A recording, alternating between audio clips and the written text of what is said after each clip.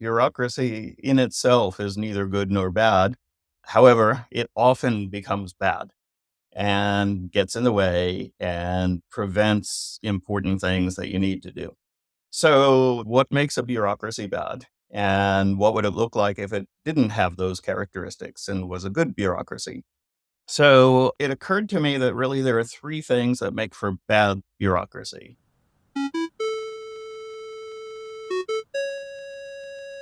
Hey everyone, my name is Henry Suryawirawan, and you're listening to the Tech Lead Journal podcast, the show where I'll be bringing you the greatest technical leaders, practitioners, and thought leaders in the industry to discuss about their journey, ideas, and practices that we all can learn and apply to build a highly performing technical team and to make an impact in your personal work. So let's dive into our journal.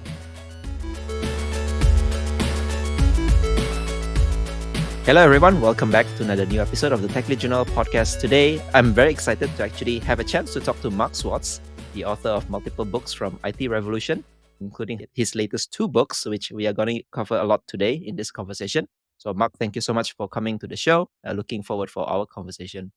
Thanks for having me.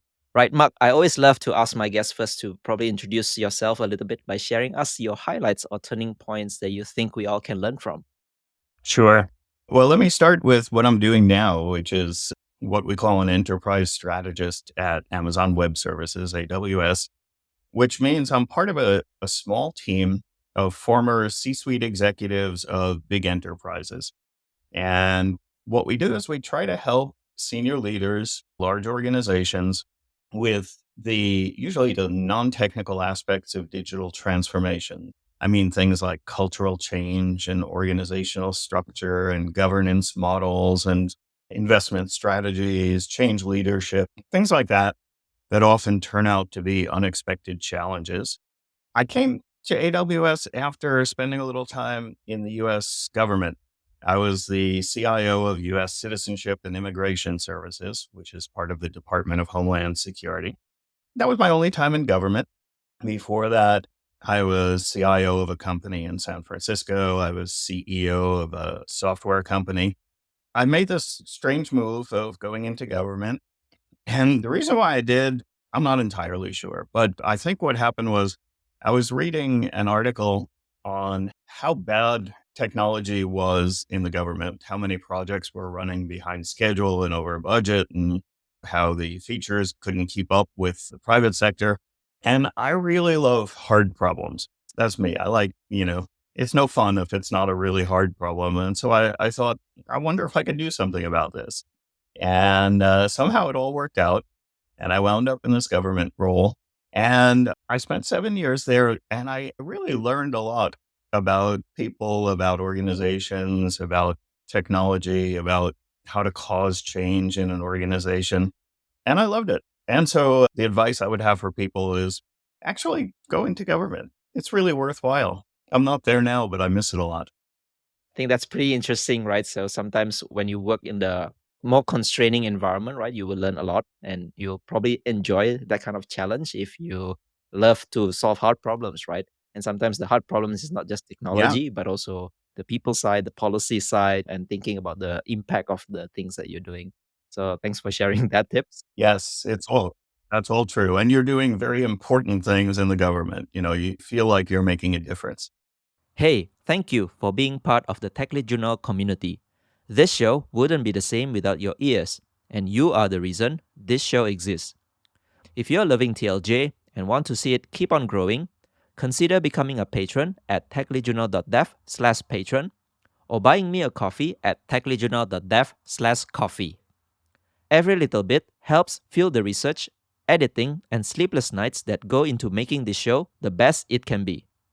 Thanks for being the best listeners any podcast could ask for. And now, let's get back to our episode. Looking at from your books, articles, resources, and things like that, you seem to deal a lot with digital transformation, including in your current role at AWS, right? What is the current trend of digital transformation? We have been talking about this for, many, many years now. Is it that people are still Yes, kind of trying to do digital transformation, or are we in a better stage now? that's a great question. Well, first, as I'm sure you realize, digital transformation means different things to different people at different times. And so I think the idea really is about transforming the way organizations use technology and transforming the way that they respond to change around them. Those are really the two things. And responding to change has always been a problem in technology and information technology because we've always set ourselves up to do these big projects, big bang projects, where not only do we start with a fixed set of requirements and a project plan and try to deliver things, but actually what I found is that there's a lot of time spent on preparing that big plan and approving it, and a lot of other things that are not technology related. And the result is that we're very slow when it comes to creating technological capabilities, especially if you measure it right. I think it's tempting to start the clock ticking when you start programming something. But the truth is, you should really measure the lead time of what you're doing from the time when you have a need until the time when you satisfy that need. And that total time is your lead time. And I say we're slow, and I insist on it really. If you look at the way organizations have traditionally done IT, they have set up lots of ways to make that slow on the theory that you reduce risk if you go slowly and do lots of documentations and lots of gate reviews and checks and stuff like that. So one of the big transformations that has to happen is that entire process has to be reimagined as a fast process, a fast response to change. And that's a big change for most organizations. Technology change is a very small part of it. You can do DevOps and have other fast ways of delivering, but you don't really get the business results from it unless you change the entire process around it. So that's the speed side of things, or the cultural change, the organizational change. I think as we see generative AI and machine learning in general becoming more and more important, I think we're starting to conceive of a big change in how we do technology. With machine learning, we really go from programming logic and business processes into the code to an arena where we're working with data. We're letting the data drive the functionality that we want. We can't any longer necessarily test against required functionality. What we do now is a little bit more like experimenting with models to see what's going to happen, without really knowing. So I think it's a very different way about thinking about technology, and we've yet to understand the implications of it. I feel that what you said about we are still kind of like slow in terms of responding to change, even though there are so many techniques like agile methodology, DevOps, and then you have cloud as well, and you have generative AI now. It seems like many people still focus a lot on the technology part, but probably has a little bit of challenge in transforming either the processes or the mindset or the culture part. And I think today we're gonna talk two aspects about it. The first one is about bureaucracy, and the other part of it is the ethics. Maybe let's start with bureaucracy first, because I think one of the biggest challenge of digital transformation is I think about the bureaucracy, right? And especially many change agents, people who try to change the culture and the process, always seems to get hampered by this bureaucracy. But let's first define what is bureaucracy in your view, because I think you have a pretty unique perspective about it. Yes, I do. I think I do. It's one of my favorite topics. I don't understand why everybody else isn't as fascinated as I am with bureaucracy. Part of the problem is definition. I think, people use the word bureaucracy when things are in their way. That's the only time it comes up. People don't think about bureaucracy when it's not in their way. So the definition sort of incorporates being frustrated. Now, but one of the reasons why I wrote that book really is because in government, I saw a lot of people who became not just frustrated by bureaucracy, but they developed this sort of learned helplessness, like, well, the bureaucracy says no, there's nothing we can do. And what I learned is actually there is something you can do. There are lots of things you can do. So I wanted to write a book to sort of give hope to people who are frustrated by bureaucracy. So that's the background. Of course, we have to start by defining bureaucracy and defining it in a way that's emotionally neutral. So I used more or less the definition, the famous academic definition from the sociologist Max Weber, who was writing it around 1920. And the way I define bureaucracy is it has six characteristics. It's a social organization that has these six characteristics. And the six characteristics are, I'm going to give you the first three together as a unit: division of labor, a hierarchy, and what Weber calls technical competence, which just means that for each position in the hierarchy, there are specific skills required. And so you have somebody in that position who has those skills. So that's division of labor, hierarchy, and technical competence. And if you think about it, that's just an org chart. That's another way of saying you have an org chart. So the first three are easy. We recognize those right away. The second set of three is a little more interesting and has a lot more implications, I think, especially when we talk about ethics. So the other three are rules and a flow of paper and impersonality. So rules, obviously, we know what it means. I'm going to extend the concept of rules and speak of it very broadly to also include things like processes, standardized processes. Here's how you do things. The flow of paper today generally is electronic, not paper, but it fulfills the same purpose. The idea, what Weber was thinking of, was paper triggers the processes in the organization. So, for example, you receive an order from a customer that triggers a bunch of things that happen, and the paper flows through a workflow. So that hasn't really changed. It's just electronic. And then impersonality is the really interesting one. This is what makes a bureaucracy unique. Impersonality means that people in a bureaucracy follow the rules, and they don't bring their own prejudices or ideas or biases or anything else to work. They do what the rules say. In a way, they are mechanical. They're a cog in the wheel of the bureaucracy, or whatever you want to call it. But that's emotionally loaded language. So let's say the idea of impersonality is you leave yourself at home. You don't bring your personal self to work. You treat everybody fairly according to the rules, and you do what the rules say, and you don't make up stuff yourself. So that's impersonality. So those three again were rules, a flow of paper, and impersonality. And when you add those six things together, you have a bureaucracy, whether it's, good, bad, in your way, not in your way. That's what a bureaucracy is. Right. I think it's a very interesting definition. And I think we can see it in almost every, not just organization, right? In any kind of a social construct, maybe be it a team, a group, not just organization, traditional organizations, even the startups also have this kind of structure, right?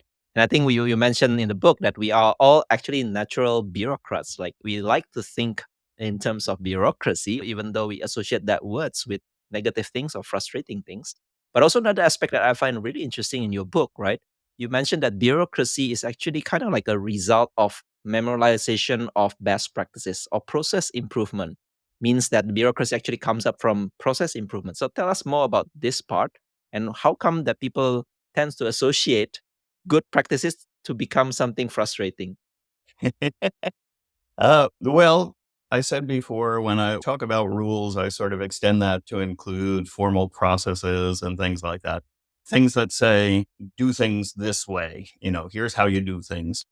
And it arises sometimes when you optimize a process, you work hard to perfect it.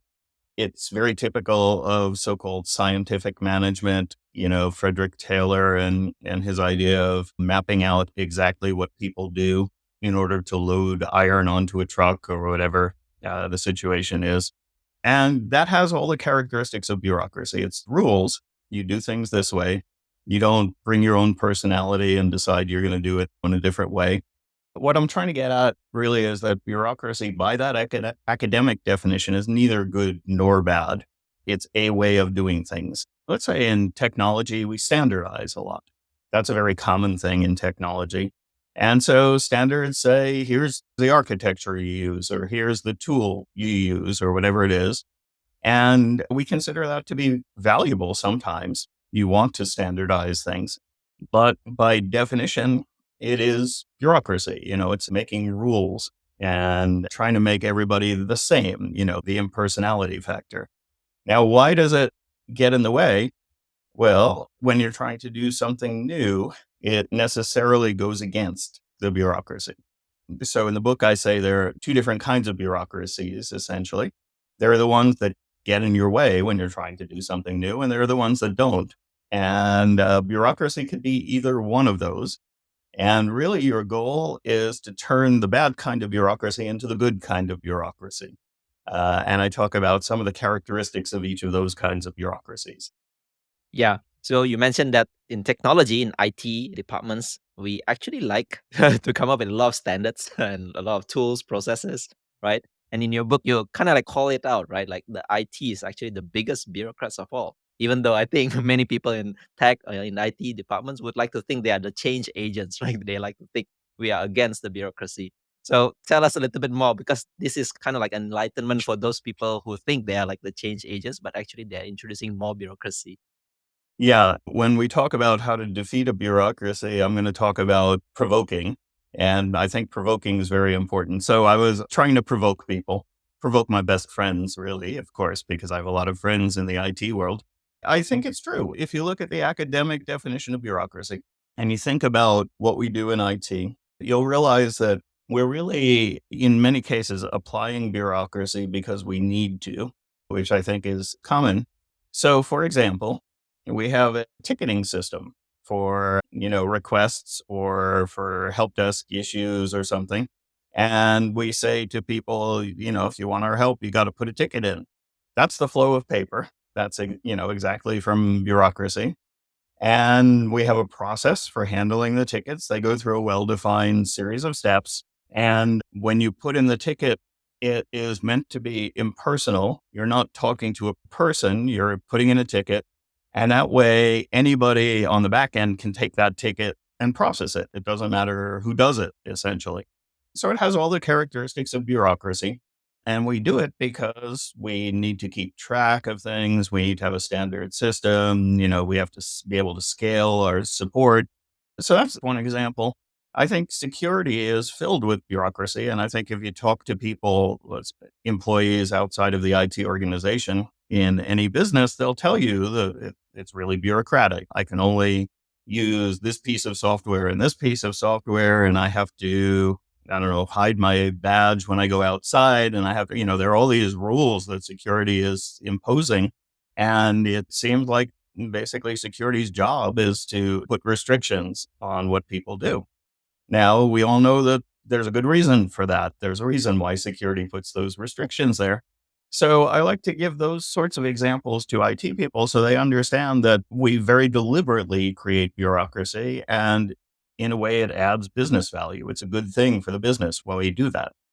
Yeah, so you mentioned about adding business value. So this is also another thing that I think is also like a different perspective, right? You mentioned bureaucracy can actually add business value. So tell us when bureaucracy can actually add values because a lot of people again associate bureaucracy as something that is not adding value, like mostly like process driven and you have to be, following flow of paper, right? And following rules and things like that. So tell us when Yeah. bureaucracy can add more business value. Yeah. Well, a very typical scenario is compliance frameworks. So when you have to comply with something, you make bureaucracy because that's almost the only way to make sure you stay in compliance. You make up rules, you make up auditing procedures, the flow of paper again. You make the rules universal, so everybody has to follow them. The first three aspects of what I said bureaucracy is about, the org chart pieces, very important in compliance frameworks. You often have to have people at a certain level in the hierarchy signing off on things. You need to delegate accountabilities through a hierarchy. So compliance more or less requires bureaucracy. Being able to comply obviously adds business value. If you can't comply with the frameworks you're required to comply with, you're out of business. So it adds as much business value as you can imagine. I think making things auditable often has value.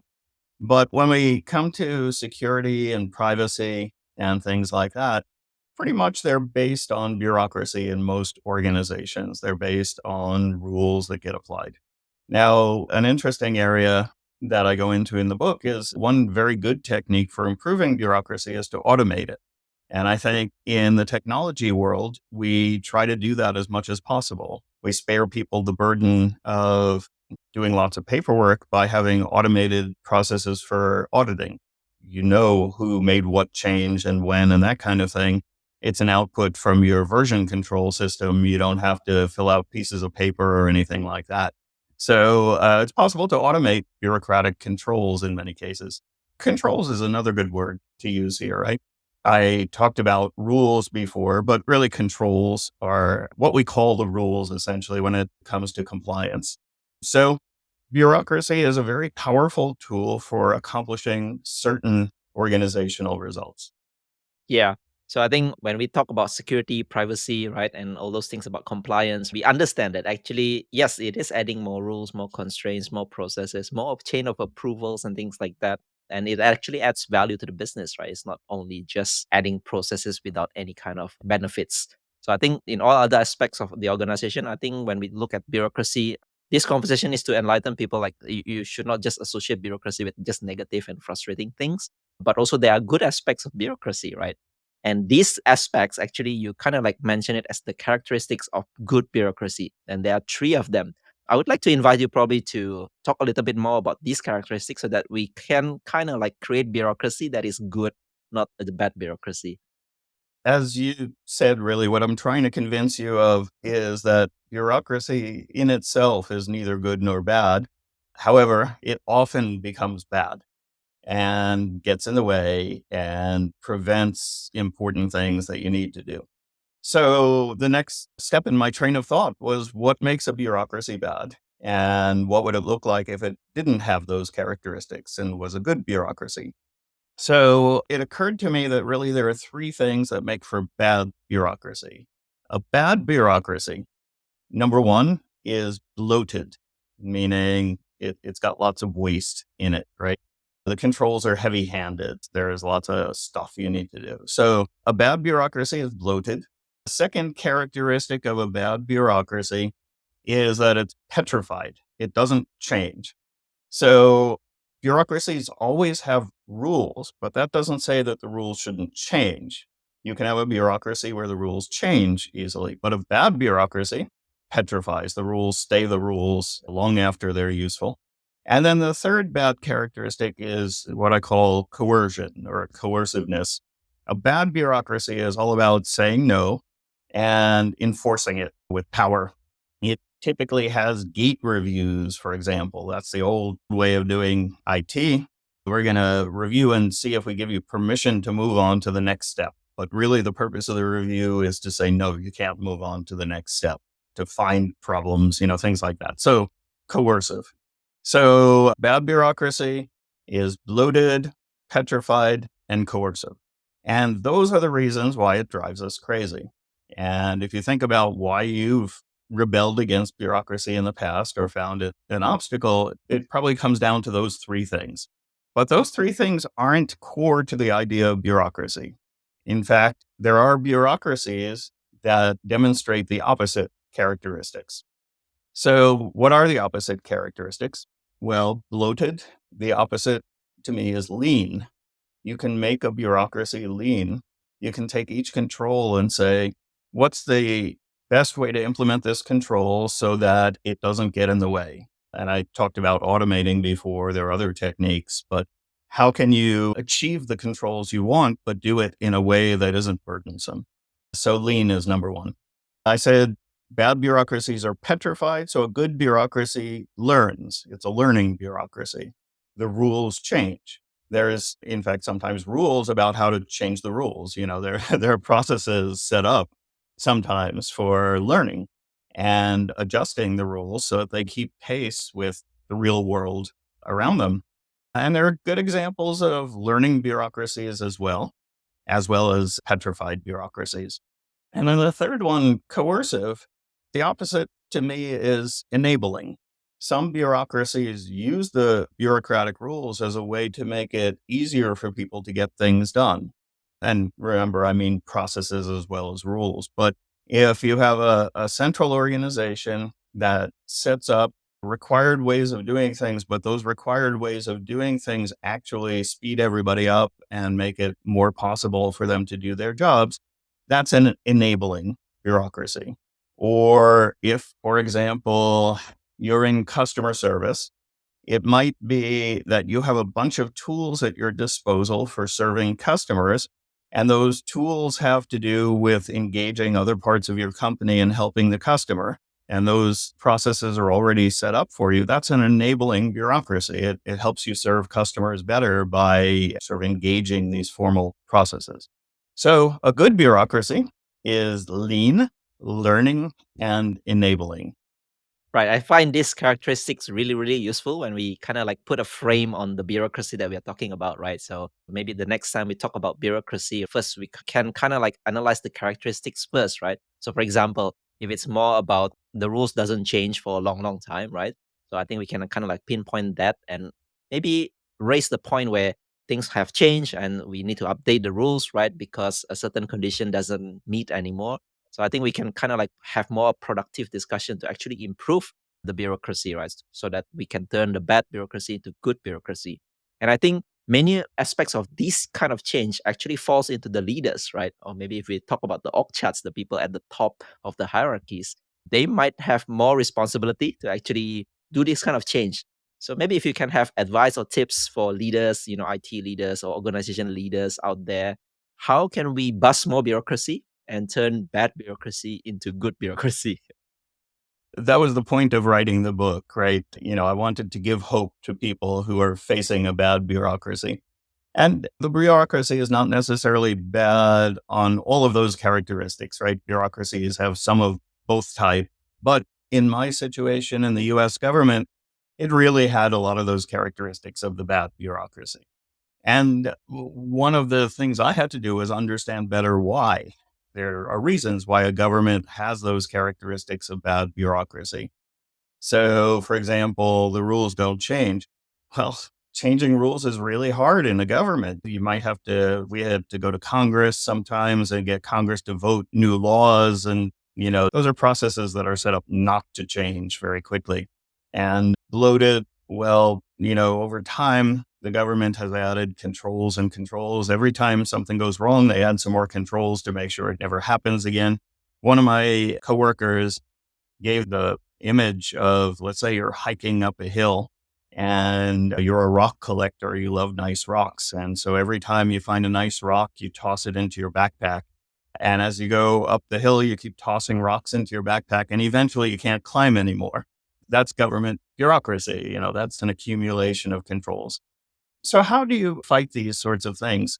It took a lot of experimenting for us to find the ways to do it. In my book, I break it down into three categories or three personalities, as I call them, three personas: the monkey, the razor, and the sumo wrestler. So I give about 10 tricks each of those personas can use to break through bureaucracy. So about 30 plays altogether. The monkey is the provoker. The key thing that a monkey always does is provoke and observe. Let me try doing something that's maybe not acceptable or on the border of acceptable and just see what happens. Because then you learn what the real impediments are. And sometimes we learn that actually people were fine with it. We did something we weren't supposed to do and nobody complained. So the monkey is the playful trickster. There are a lot of different monkey techniques for almost toying with the bureaucracy. For example, we had documents we were supposed to write. In fact, for every IT system we developed, there were 87 required documents. I counted them from the official policy. And some of them were very long documents. So in our monkey way of doing things, we started to write shorter documents. We said, why should it, be book length and cost us $1 million to write this document? How about if we just give really short answers to all the questions in the template or all the sections in the template? And we thought, well, we're going to get in trouble. Well, let's see what happens. And not only did we not get in trouble, but we got encouragement from the bureaucracy. Like, we don't have time to read those long documents anyway. This is great. And then we started to just leave out sections of the templates that we thought weren't useful. And again, the feedback was pretty good. We didn't mean for people to write stuff that wasn't helpful. So that sometimes happens when you're a monkey. Otherwise, you do something and somebody tells you you can't do it, and you listen carefully to why exactly you can't do it. And then you craft a strategy based on that. So that's the monkey. The razor is lean techniques like Lean Six Sigma, lean manufacturing. We found that you could actually take a lean approach to bureaucracy when it's bloated. And so that means map the value stream.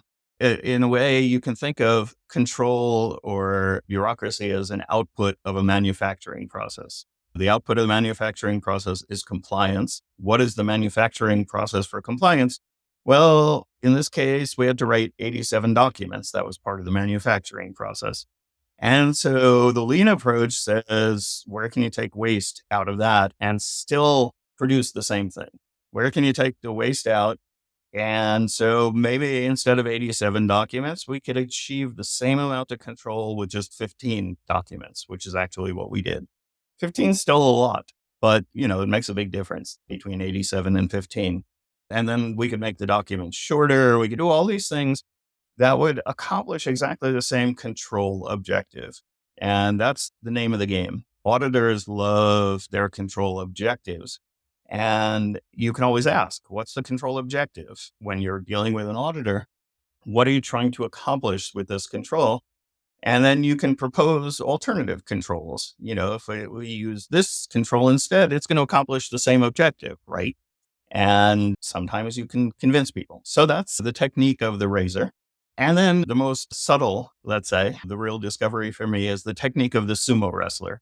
So I lived in Japan for a year. And if you live in Japan for a year, you necessarily become a big fan of sumo wrestling because it's so much fun, really. And the idea of sumo wrestling is you have two really big people and they go, ping, crash into each other. And the object is either push your opponent out of the little circle you're standing in or force them to touch the ground with something other than their feet. In other words, make them fall. So that's the objective. And if you think about it, you've got these two humongous people smashing into each other. Now, if your opponent smashes into you too hard, all you have to do is don't resist, and they're going to go flying out of the ring, right? On the other hand, if they try to twist you to the left, well, you twist even further to the left and they go flying. So the idea of the sport really is to use your opponent's strength against them. And that is the sumo wrestler approach to bureaucracy. Use the bureaucracy's strength against itself. And that was funny when we learned how to do that. There were policies that were constraining us. And so we wrote our own policies. And we wrote them in beautiful bureaucratic language. And once they were written, it was very hard for people to say no because, it was good bureaucracy. So we used the bureaucracy's strength against itself. We even found in the end, the way we had framed everything, we essentially had a policy that said everyone has to use DevOps. We didn't name it DevOps. We gave the characteristics. So very frequent deployments with an automated deployment pipeline and so on. And our policy required that everybody in IT do those things. And we had another policy that made sure they did. We essentially set up auditors that in beautiful bureaucratic function style, we set it up so that the bureaucracy actually worked in our favor. So that was the technique of the sumo wrestler. But as I said, it breaks down into about 10 different techniques for each of these three personas. Wow, I think it's really funny the way that you put the analogy of this monkey, the razor and the sumo wrestler, right? So for people who would like to get tips on how to bust bureaucracy, use those techniques that Mark just mentioned, please check out in the book, right? I think there are so many plays, 30, Mark said, right? So there are 30 different plays that you can probably try in order to improve your bureaucracy so that it's not just bad bureaucracy that people are talking about in your organization, but also you can turn it into good bureaucracy. So maybe let's move on to the next conversation. It's not as if like bureaucracy is very easy to write. You decided to actually write another topic, which is kind of like equally hard to me, if not harder, which is about ethics, right? So tell us why you suddenly decide to move even deeper into an area where people less talk about in the tech world or maybe in large, right? Yeah, I said I like hard problems. And actually, this was the hardest book to write for me. Because especially in business, I'm writing for business leaders typically, right? So senior executives, they, in general, don't have good frameworks for thinking about ethics in business. It's very hard to conceptualize ethical decisions as a business leader. And I say that very deliberately. I think every time you try to bring up an ethical issue, it will get turned into a legal issue or a compliance issue. And that's different. That's different. There's overlap, obviously, but what is ethical is not the same as what is legal. And it's not the same as what the compliance frameworks say you have to do. Hopefully, if the laws and compliance frameworks are well set up, maybe they correspond pretty closely. But what I learned is even if you follow the rules, often knowing how to apply the rules, even if you accept them, is not obvious. You still have to make hard decisions when you're making ethical decisions. And so, as a former executive, I know it would be great if somebody told me with AI, for example, what are the rules? Nobody's going to tell you really for a couple of reasons. One is that it's a very new area. And so it's hard to say what the rules are. They're changing and emerging as we find what the ethical issues are. And the second reason is that it's such a complex subject that even if you had rules, you still wouldn't know exactly how to apply them. So this makes it a very hard problem to solve, I think, for a leader who wants to be ethical. Let's start from that assumption. And the other thing that I noticed coming fresh from a book on bureaucracy is that bureaucracy is a problem here. Let me start from a different place for a second and I'll come back to bureaucracy.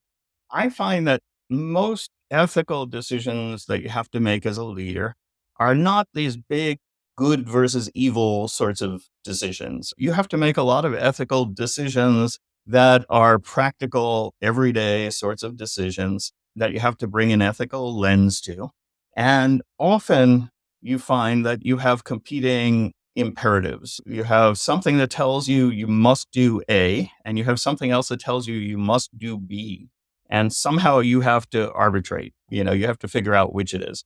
So I give three examples in the book, but I'll mention one of them now. So the situation was that I was working in a big, complicated organization with a lot of complicated political dynamics. It was sort of a toxic organization in many ways. There were a lot of dysfunctions. And I was working with a peer, and she and I would share information in that toxic environment. Whatever one of us learned, we would tell the other so that we could both cope with it, and we supported each other and so on. And we had that relationship for a while. And then at some point, one of the senior executives called me into her office and she said that they weren't happy with how this peer of mine was conducting a project and they were going to remove her from the project and put me in charge. And she said, don't tell her. I want to be the one to tell her, and I want to tell her when the time is right. So you keep quiet about this. I'm just telling you so you can prepare. So this put me in a horrible position. I said, please tell her really soon, because I have this relationship with her. But my peer assumed that I was sharing information with her, just like we always had shared with each other. And I was deliberately not telling her something that was very important to her. And eventually she found out and she was really angry and it destroyed our relationship. So think about the ethical decision I had to make there. There were two things I absolutely had to do. I had to honor a personal relationship that I had and the expectations of this person. And I had to obey a superior. And I had to keep something confidential that, she was right in asking me to keep it confidential until she could tell my peer. So I had two conflicting imperatives there. One side said, absolutely tell her. And the other side said, absolutely don't tell her. And I had to make a decision between the two. You might agree with my decision or not agree with my decision. I don't know if I had to do it again. I don't know if I would do the same thing. But I think this is the typical situation with ethical decisions. If you look at ancient Greek dramas, for example, you see that this has been a persistent theme in literature. Often somebody has to make a decision and one god wants them to do such and such and another god wants them to do something else. and they make a decision and then they get in trouble for it because they dissatisfied one of the gods. Common theme. And that's the way it is, I think, in ethical decision making. So it's not good versus evil, it's applying conflicting imperatives. Now, back to bureaucracy for a second. I say in the book that bureaucracy is actually an ethical framework. It's a guide to how you should behave. And I will explain that in a moment. And leaders today have one foot in the world of bureaucracy, one foot in the world of digital transformation. And digital transformation has a different set of ethical values. And so you're stuck in this situation, like I was, where you have the demands of bureaucracy that say you have to act in this way, and you have the demands of the digital world that say you have to act in a different way. And executives have to somehow sort through that and make good decisions. I say executives because that's my primary audience, but I think it applies to anybody who has to make decisions. Right. So thanks for sharing your personal story. I think, yeah, there are three examples. When I read them, I could really relate, because sometimes as managers or leaders, right, you're always faced with this kind of challenges, right? What you said is like competing imperatives, right? So you have to do sometimes two things that seems to be opposite of each other. Both are equally good, but you kind of like have to arbitrage in between, right? And make a decision. And we are not given any guidance for making the decision, right? The framework, you can think about it, but almost equally, you will have something that is negative out of your decision, right? So I think all these kind of ethical decisions these days, it seems plenty, right? People start to talk about, for example, AI, the impact of AI with the ethics, right? And then the corporate governance, right? The sustainability aspect, security and privacy, because we collect a lot of data these days, sometimes without the consent of the users and use it for our benefits. And maybe even like the layoffs that is happening in tech industry in general, right? Because sometimes people could ask, is it even ethical to do a mass layoff? In your experience facing with all these kind of a new ethical decisions, right? Maybe give us some guidance, like for leaders here, because like you mentioned, we didn't have any kind of guidance. Any kind of guidance you can give us to actually make better ethical decisions? Hmm. I think you have to read my book, really. I'm kidding, though. Well, first of all, let's think of some examples where the frameworks give us conflicting ways of doing things. So I said in bureaucracy, one of the most important characteristics is impersonality. And I like to go back to that one a lot. If you think about it, a bureaucracy it attempts to be fair by making sure everyone follows the same rules. That's the idea of a bureaucracy. The rules apply universally to everyone. And if you're in a decision making position, you have to make your decisions based on the rules. And in order to create that sort of an environment, bureaucracy says do not bring yourself to work. Leave yourself at home. You're a different person when you're in the office or when your bureaucracy was really developed for factories. So when you're in the factory, you're a different person. You're mechanical. You do what you're told. And you don't bring any of your personal biases or opinions or experiences or anything else to work with you. I think that fundamentally conflicts with the digital way of thinking, which is oriented around diversity and inclusion. And we want people to bring who they are to work because having a diverse team is good. It creates a very good dynamic. It makes you more innovative and it makes for a stronger organization. So the bureaucratic imperative is make sure everybody is just a machine when they come to work. The digital imperative is cultivate people's personalities and what they bring to work so that you can make more of it. Bureaucracy, because of this impersonality, it is intended to be very fair. So don't bring your biases to work, follow the rules, etc. And in the digital world, you have to find something that substitutes for that notion of fairness. You have to be fair in a different way. You find that bureaucracy is applied for fairness in lots of different types of situations. There are rules that are meant to apply equally to people you don't like and people you do like, and so on. I found I had to negotiate agreements with our union when I was in that government job. And unions try to create fairness to employees through creating new bureaucracy. You'd be a little surprised, right? But for example, the union contract would say, the collective bargaining agreement would say, employees of such and such a level should have a cubicle that's at least this many square feet and have this kind of a desk and whatever. And the idea of that is to be fair. Everybody who makes it to that stage in their career should get treated the same. The collective bargaining agreement said that if we're going to make any material change in working conditions, we have to create what we called a 9A notice, essentially a notice to the union that we're going to make this change. And then they had the ability to bargain on that change. That's pure bureaucracy, right? You have to use this form to do this. But again, the intention was to be fair. I could give you lots of examples of bureaucracy being created in order to enforce fairness. One thing bureaucracies can't really enforce very well is equity. When you think in terms of equity, you want to treat different groups differently in order to level the playing field and get equal outcomes. So the bureaucratic way of thinking about impersonality conflicts with the digital way of thinking about diversity, inclusion, and equity. Bureaucracy is all about deference to people higher than you in the hierarchy. That's why you have a hierarchy. The digital world, we shoot for flattened hierarchies, participation by employees, decentralization and empowerment of teams, and so on. One fun area to play with in your head is the question of owned time. In a typical bureaucratic working environment, the company owns your time while you're at work. So based on a factory model, that's where bureaucracy became important in business. You come to work at 9 a.m., you leave at 5 p.m. In between those hours, the company owns your time. And if you're not productive in that time, then you're stealing from the company. It's theft because they own your time. In our world today, especially after the pandemic, we realize that people are not necessarily working exactly those fixed hours with complete dedication.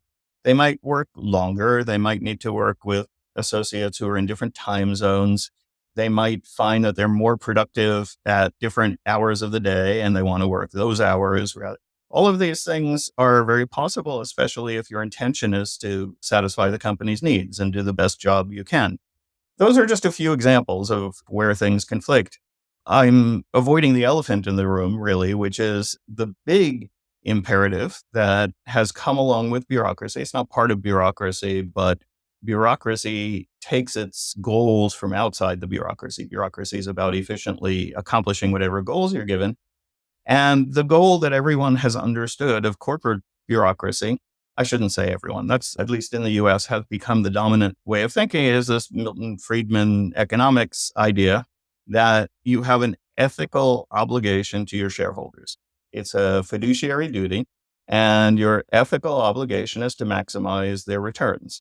And that's complicated, let's say, when you try to apply it to a lot of the decisions of today, because sometimes you're trading off their returns for some other goal, sustainability or privacy, and so on, where you are consciously making a trade-off, or as an executive, you have to consider a trade-off.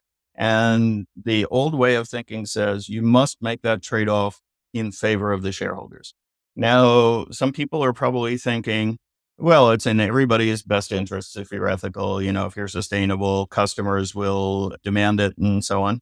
And I think that's the case in many cases. But again, that's not the ethical decision. The ethical situation is when it does conflict, which it sometimes does. So that's really what I'm talking about. If you can be sustainable and it's also in the interests of your shareholders, then you probably have a no-brainer of a decision there. That's not hard. I'm talking about the hard ones. So how can you have both this new way of thinking that you have to satisfy a lot of stakeholders and this old way of thinking that says you have to maximize returns to shareholders? To put a very fine point on it, maximizing returns to shareholders, which I think is what people believe the obligation is, means that if you have a business idea on the table and it will increase shareholder returns, you have to do it. You have to maximize. And that includes perhaps unethical or questionable behavior, as long as it's legal. It depends on how you read Milton Friedman exactly. Sometimes he says it has to be legal. Sometimes he says it has to be in conformance with ethical custom or something. I don't know. He has some tricky wording around that, but that most people ignore. But let's say you could make money by selling the information of your customers, the personal information. And you can do it legally because you didn't promise to protect it or they opted out or whatever, or opted in. The idea that you have to maximize returns to shareholders means you have to sell their information if it's going to make money, even if you're not comfortable with that for other ethical reasons. So these are just examples of the situations where you've got your foot in two worlds and you have to make hard decisions.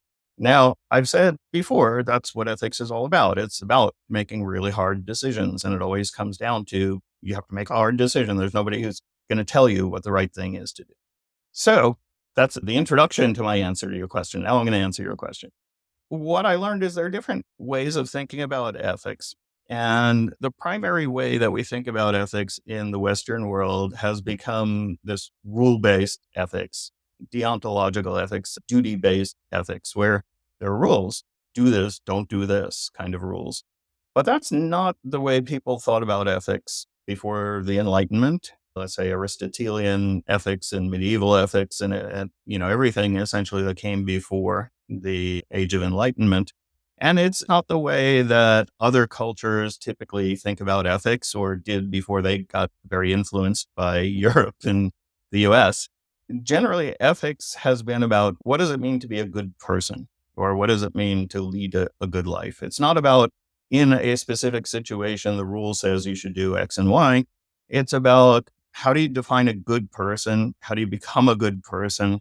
And then when you're in a specific ethical situation, then you have to figure out yourself, if you're a good person, what's the right thing to do? So in other words, you train yourself to be a good person and then you make a good ethical decision, accepting the fact that it's really hard to make these decisions and situations get very complicated, like the one I told you about with my peer employee. So that's called virtue ethics. It's an old sounding name, but it's, still valid. Confucian ethics, for example, are obviously virtue ethics. Confucius was talking about what is a good person, a morally superior person.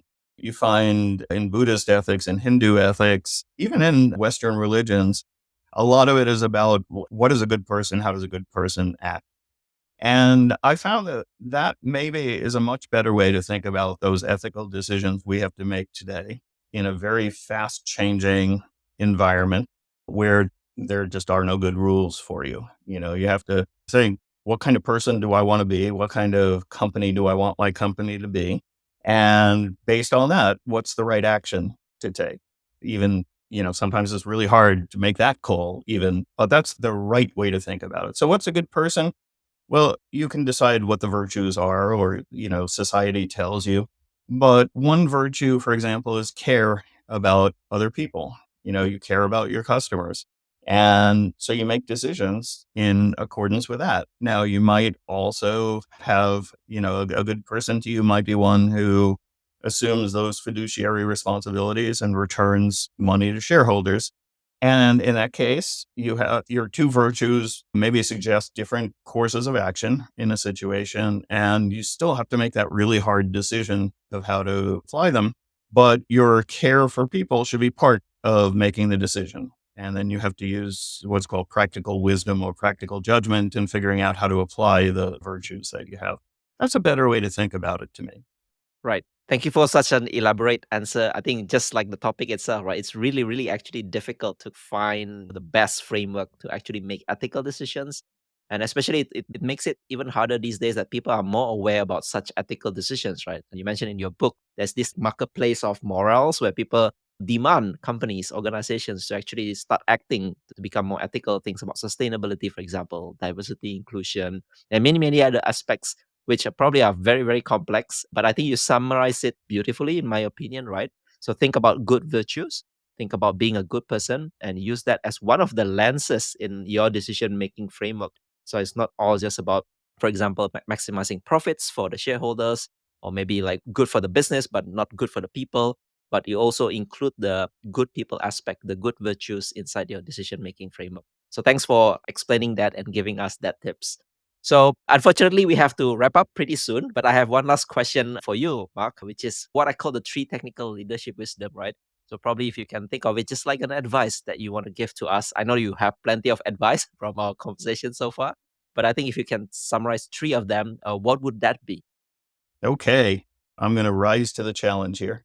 Well, the first thing that I often advise business leaders is you should have a very compelling vision for where you want the company to go, but move towards it in very small increments. That balance is critical. So if you have a vision and nothing happens on it for a long time, then it just goes away, if you keep doing things quickly without any vision, then you wind up who knows where. And not only are you undirected, but people who are following you, people in the organization don't know what you're trying to do. So they can't take it upon themselves to advance the goals. So a good leader, and here I'm talking about any kind of leader, senior executive, technical leader, or even just individuals. A good leader has a vision that communicates where they're trying to go, and at the same time insists on short, iterative, incremental movement towards that vision. And a combination is very, very powerful. Second thing is, in the end, it all comes down to human relationships. Like I said at the beginning, fix your technology, deploy rapidly. You can make all sorts of change really quickly technically, but is it going to actually have an impact on the business? No, not unless you also fix the things like the 87 documents and all of that. And doing that usually involves doing things that are outside of your span of control. And so it's all about whether you can influence people. And I think technologists are led to believe that they don't have to deal with the people side of things. But guess what? They discover invariably that they do. Everybody's a person and they have to develop their own style of how they influence other people. That virtue of care is an important one to cite here. One way or another, you can't avoid it. You have to manage people and influence people. And then the third lesson is definitely do go and work for the government or for a nonprofit. It's not for everybody, obviously, but I had never thought about it before I actually went and did it. It never entered my mind that I would want to work for a government. And I found that you're working with passionate people doing important things, learning a lot, and it was a wonderful experience. So if you haven't thought about it, at least think about it a little bit. Contributing to society, contributing to your country, contributing to maybe nonprofits and organizations you believe in. Yeah, a little bit unexpected, the last one, but I think it's also very good advice for people, right? So do contribute to community, right? Maybe do join government organization or maybe nonprofit organization. I'm sure there are plenty of things that you will learn, not only from the technical aspect, but the people side of it, right? Just what you mentioned on the second wisdom, because technology at the end is like a social technical aspects, right? So there's the social part where I think leaders have to master as well, including both what we have talked about so far, the bureaucracy and ethics. So thank you so much for this conversation, Mark. So I really love the conversation, right? Especially the insights that you gave. But if people want to connect with you or ask you more about these topics, is there a place where they can reach out online? Yes, LinkedIn is the place. All right. My alter ego is my profile on LinkedIn. We have a complicated relationship, but that's close enough. Right. So I'll make sure to put it in the show notes. So I'm also looking forward for your next book because it seems like there's a theme recurring from one book to the other. So hopefully we can see the next book as well. So thank you, Mark, for this conversation. Oh, thank you very much. I really enjoyed it. Thank you for listening to this episode and for staying right until the end. If you highly enjoyed it, I would appreciate if you share it with your friends and colleagues who you think would also benefit from listening to this episode. And if you're new to the podcast, make sure to subscribe and leave me your valuable review and feedback. It helps me a lot in order to grow this podcast better. You can also find the full show notes of this conversation on the episode page at techleadjournal.dev website, including the full transcript, interesting quotes and links to the resources mentioned from the conversation. And lastly, make sure to subscribe to the show's mailing list on techleadjournal.dev to get notified for any future episodes. Stay tuned for the next Tech Lead Journal episode, and until then, goodbye.